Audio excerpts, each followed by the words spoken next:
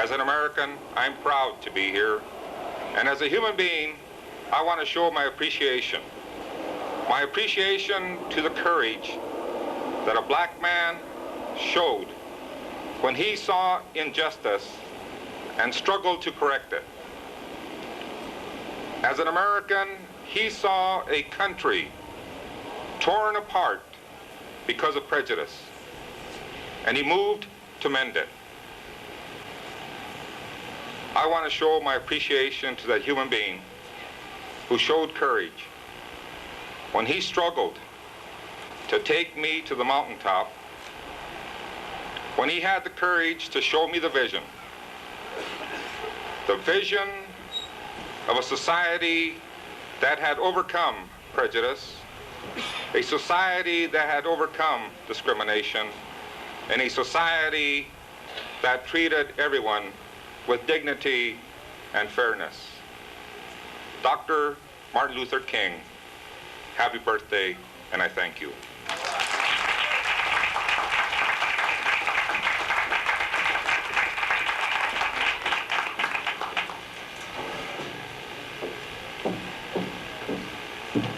Ladies and gentlemen, Mr. Clay Dix, Arizona State University.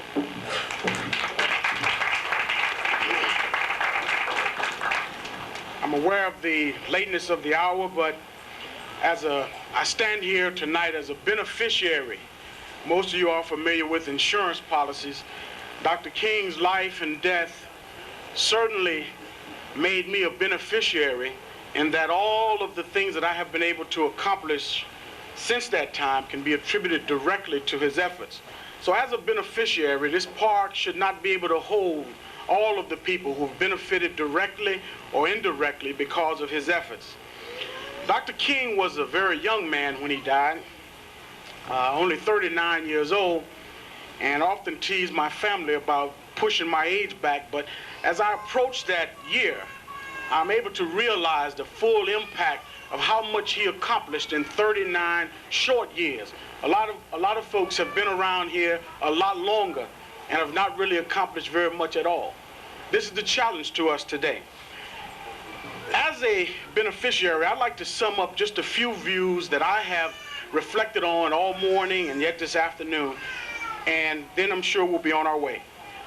Internationally, in the world situation, what Dr. King realized in just a few words was that people everywhere want to be free. Dr. King knew this. He had grasped this understanding that people everywhere, all over the globe, want to be free. And he knew that the greatest threat to our survival as a people dealt with people's needs to oppress, to conquer, to rule over, and to deny other people that freedom. He knew that as a visionary, he knew that it was no longer going to be the superpowers, Russia and the United States, dealing with the destruction of the world, but that by this time, today, 31 nations would have the capacity to start the nuclear war that will wipe out civilization as we know it. Dr. King knew this, so he was against war at that time.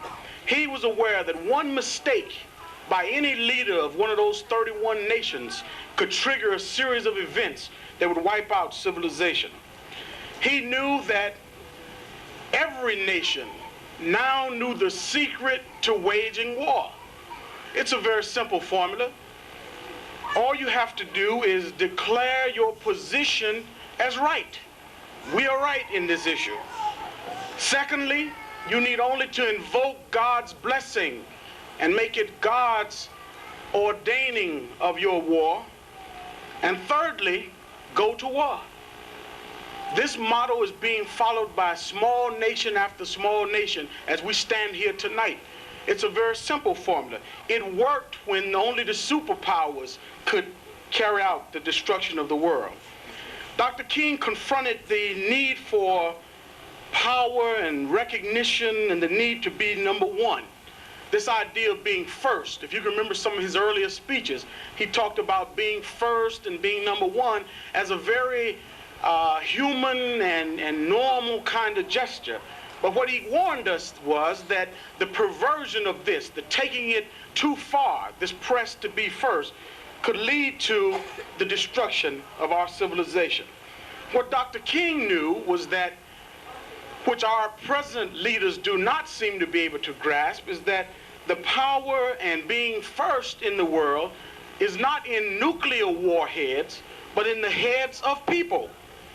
Dr. King knew this, and that in those heads, people would be striving to be first in love, first in generosity, and first in moral excellence. Dr. King laid out this pattern for us, and in doing so, he reordered and redefined what being first is all about. So as this nation struggles in Congress and its budgets and its nuclear armaments, it is struggling to be first through an approach that Dr. King and others have known for many, many years, that that is not the way to be first. He says, if you want to be first, if you want to be great, then he who is greatest among you shall be your servant. So that serving becomes the method through which a person achieves greatness. A gentleman visiting the United States about 2 weeks ago came to Arizona State University, and he was concerned during his tour. He had visited several cities throughout the country. His concern was, what is the current condition of Black Americans, Native Americans, Hispanics, but primarily, what is the condition of Black America? And I was called in to sit in on a discussion with him, international visitor. And his questioning was related to America's true greatness will come when Black people and brown people and red people are allowed to participate freely in the society. So he came to check up on us, see if we were really a threat, see if we could really claim ourselves the #1 nation in America. Finally, Dr. King had national impact in that he was the emancipator. He freed America up from the need to maintain a dual system. Some have called it separate but equal, but it clearly was not equal. But it was a dual system. Dr. King accomplished voting rights and open housing and employment opportunities and affirmative action and many political gains. But his greatest single accomplishment in America has to be the fact that he raised the moral consciousness of this nation. He called God's people to question oppression, racism, sexism. Dr. King shifted the focus from why we must help the less fortunate. Dr. King said we must focus not on what will happen to us if we help, such as the high cost of housing or health services, but he focused the emphasis on what will happen to the less fortunate if we don't help. This diametrically is opposite to what this current administration is all about. It has us believing that we must be concerned about cost of providing these services to the less fortunate. This administration clearly is committed to a survival of the fittest mentality, which has as a premise that to help the poor and the less fortunate somehow weakens the fiber of the nation. That a nation becomes strong in adversity, the kinds of things that we're going through now, raging unemployment and idleness and alcohol and so forth, somehow makes us strong. Dr. King was opposed to this because he saw this as clearly blaming the victim, placing further weight upon those who could least carry such a heavy load.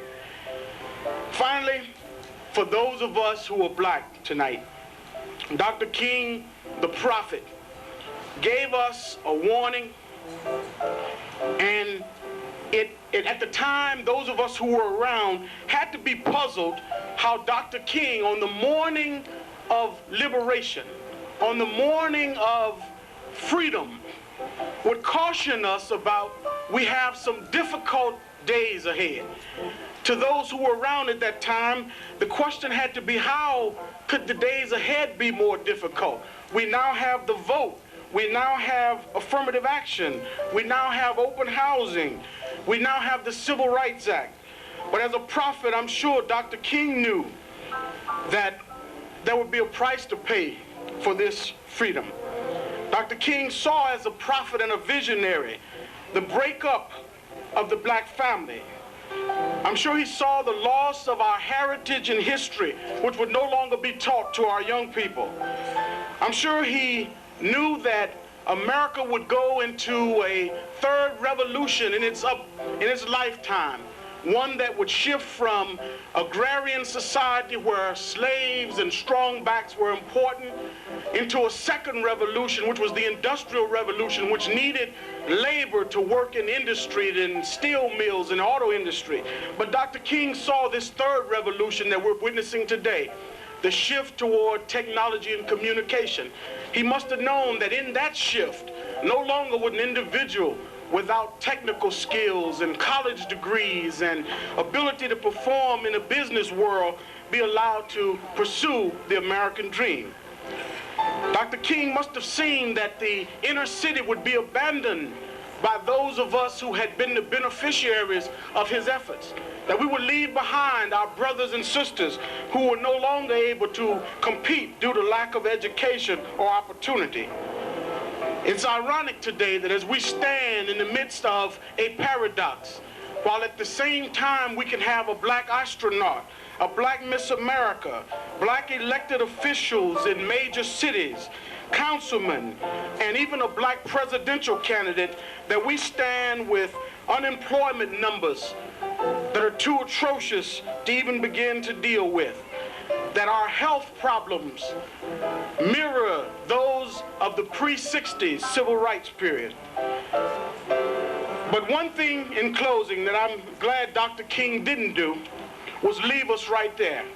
I'm glad that in talking about those difficult days, he shared with us the final event of his life, and that was that God would allow him to go to the mountaintop, and that in going to that mountaintop, God allowed him to look over into the promised land. And Dr. King's, one of his final words to us was, "We as a people will get to that promised land."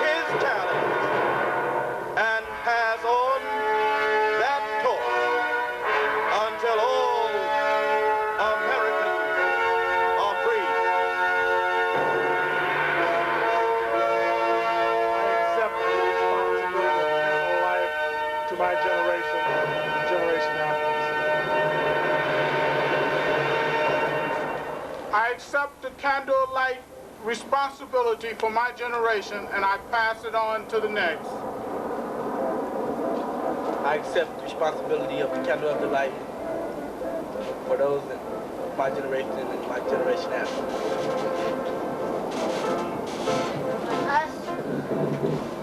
I accept the responsibility of the candle of life for my generation and the generation after.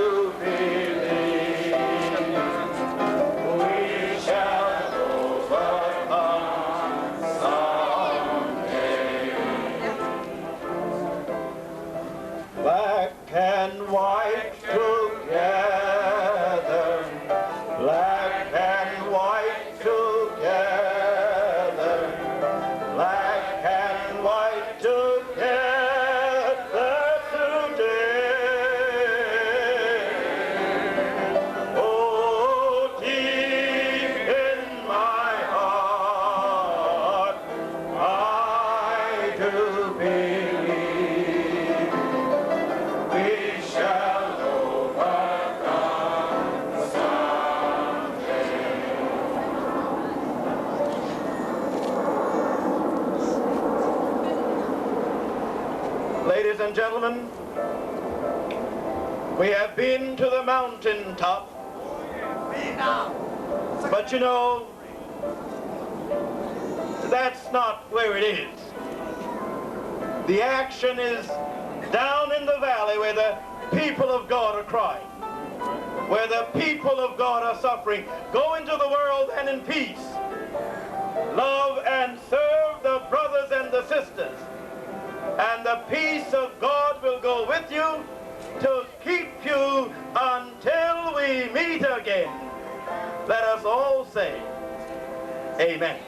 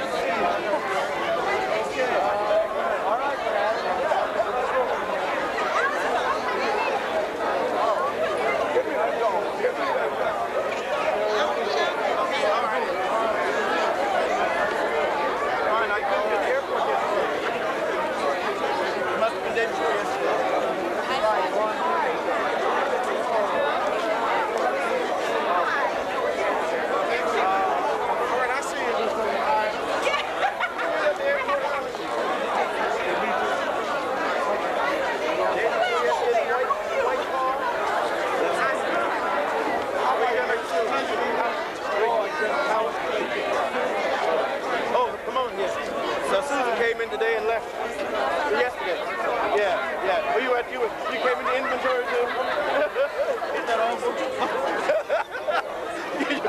My little friend, you enjoying yourself? That laugh. She came back in the inventory. Yeah. Same to you. Hi there, how are you?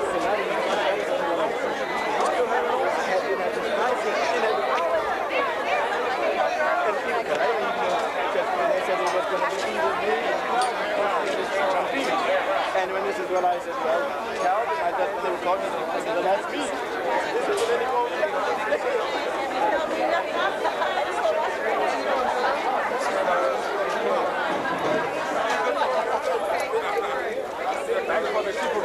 Where did he go?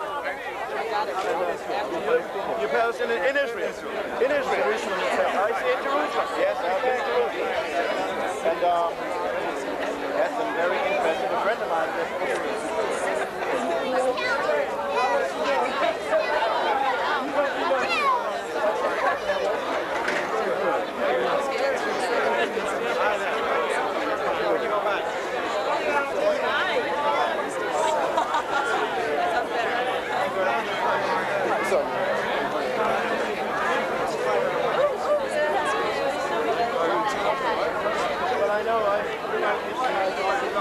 the other one?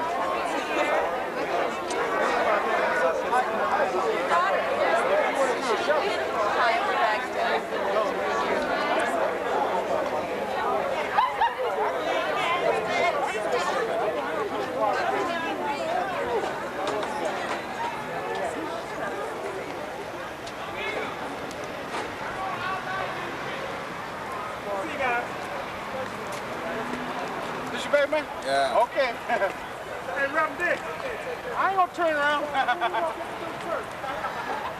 Connie, Connie. You can't flip me over, you know. Okay, bye. Oh, it's this way. Baby, look. What should I do about this? What's up? Connie.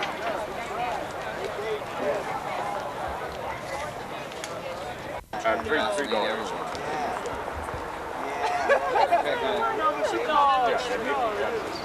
That's the only grandkid. Okay, bye-bye.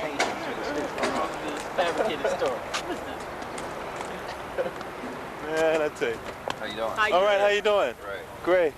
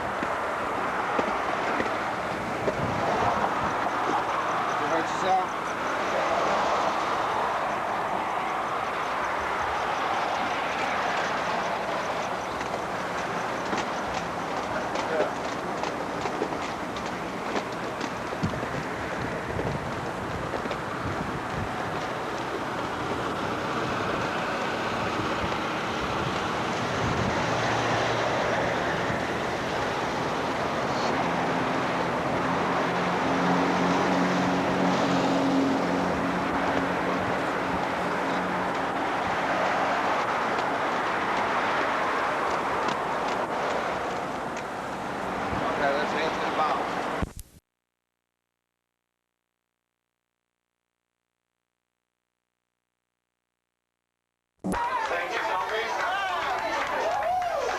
Would you all kindly move that whole walkway there, please? Right in there. Would you all kindly? Because no one can see the models when they're coming out.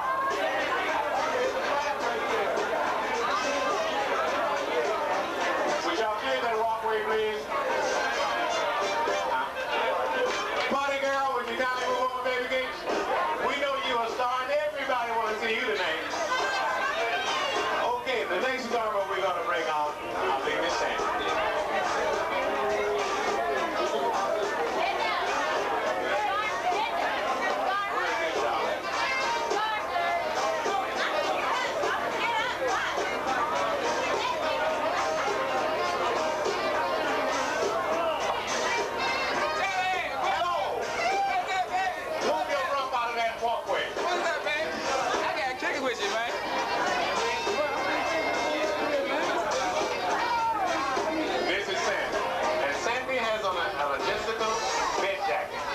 Jessica is a full silk, one size, fit-all bed jacket that also comes in an extra large for the more mature figure. It is lace trimmed to match the lace on the cap. Let me get out of here, cuz. And the chip. It has a medium length sleeve that is also been trimmed and it comes with a spaghetti tie. Jessica can also be used as a short robe for dressing on a pair of doll outfit. It comes into small, average, and extra large. The color comes in plum, blue, and pink. That garment sells for $19. Thank you, Sandy.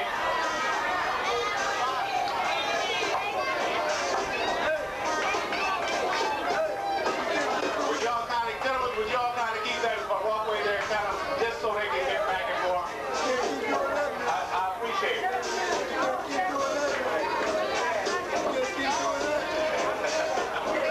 Okay, the next garment we're going to have.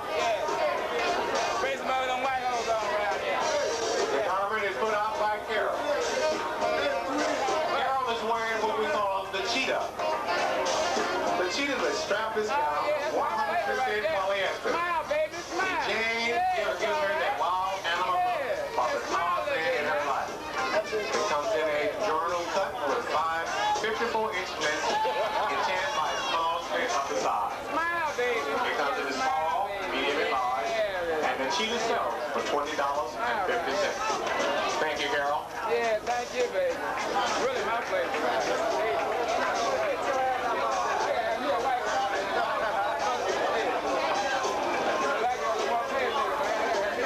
The next garment you see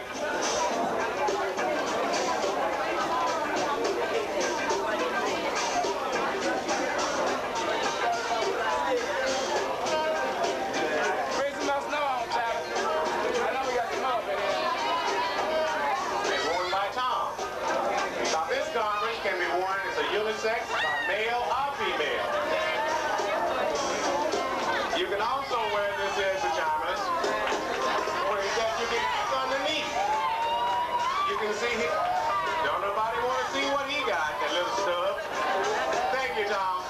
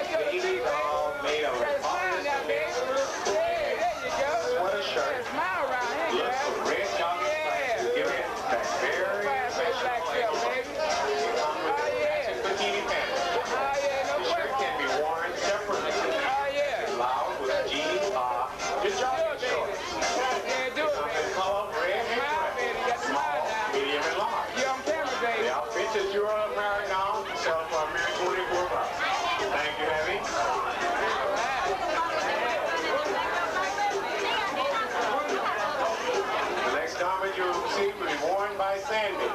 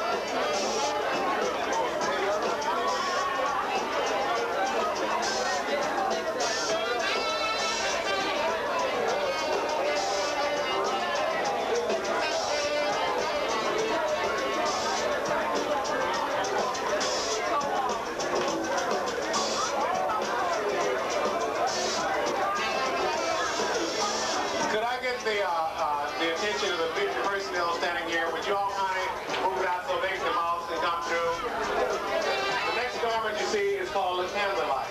The candlelight is worn by Sandy. The candlelight is a lady in a two-piece robe and gown set, an ivory tricolor, and elegant lace. The lace also comes with the York, rising to the form of the queen and collar. The robe is closed with pearl buttons and satin bows. This robe could work over beige, beige French titty, or a very sexy look. It comes in the colors of ivory, sizes small, medium, and large, and the garment sells for $42. Thank you, Sandy.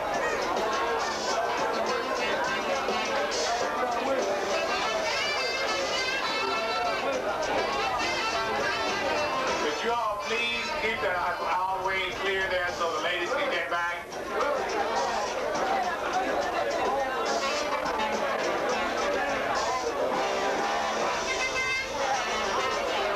Could we keep that walkway clear, please?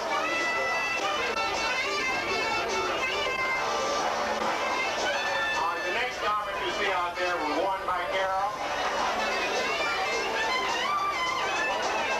Would you all let them through, please?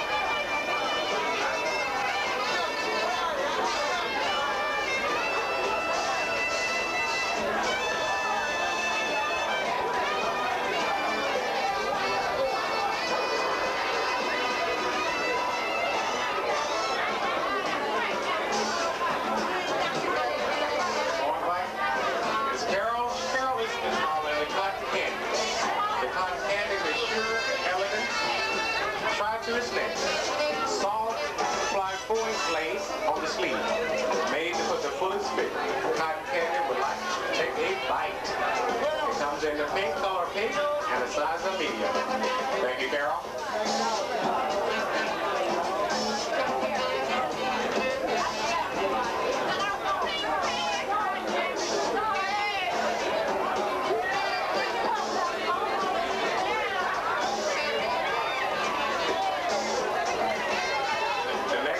You see, is being modeled by Tom.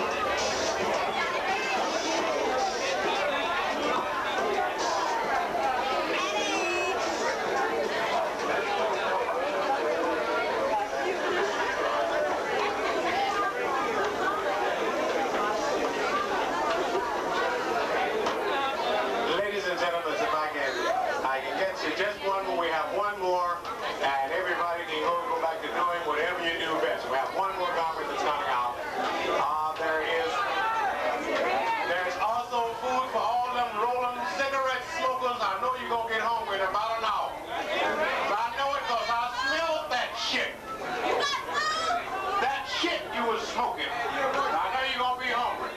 Okay, now, we got one more garment to go. That'll be the conclusion of that'll be served as soon as the show over. He was interested to see Pete, one of the guys back there, and they'll definitely hurry up. This last garment is going to be worn by Sandy.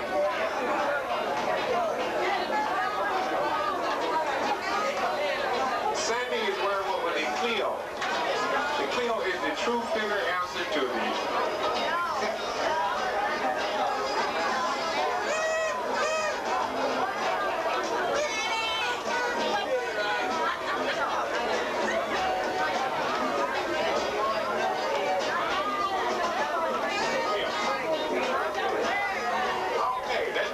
excuse me, I made a move on that one. The Camille is ended up. It's both red and black. The garment comes in two colors, and it can be worn in two distinct different ways. When you tie the hash across the body, it gives you a full look to a small body and a small support for your fuller waist. The Camille can be tied in the front, on the back, low, or in a roll. The four legs give this jumpsuit a shirt look for the female look. The long waist skirt can be draped over the shoulder in a rice cut fashion and ties in the front, give a shapely drawing sleeve in the shoulders. That garment is worn by Sandy. Thank you, Sandy. Thank you, ladies and gentlemen, for all of your patience and courteous kindness. Any of y'all interested, y'all can go back to boogie because I'm going to turn it back over to Mike. Thank you all very much for the time, your patience, and your true understanding. Thank you very much. Thank you all of you. Thank you, Gray Fox. So let's give him a hand. Gray Fox Beauty Salon, and all the models. And let's jam some more.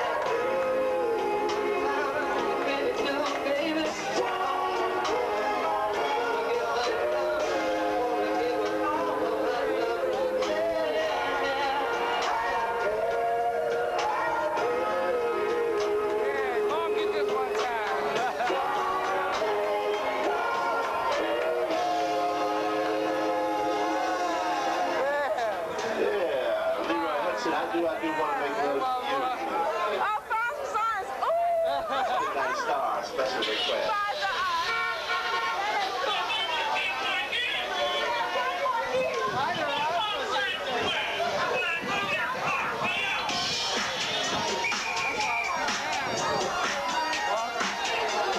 Excuse me, madam. You're standing still in a no parking zone. You don't get a move on that body, I'll be forced to give you a ticket. So, what the?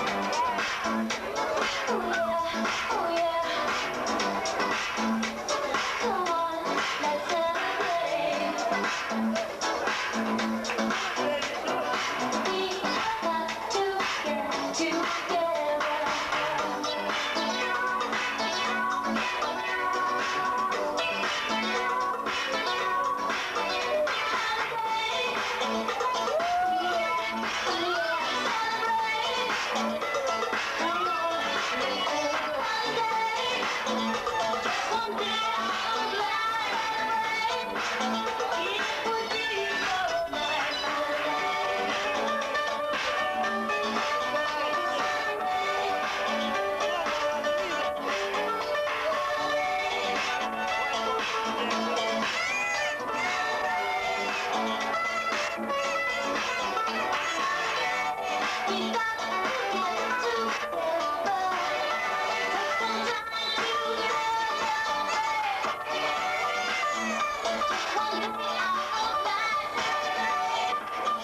the holiday with Madonna. Let's go out to party.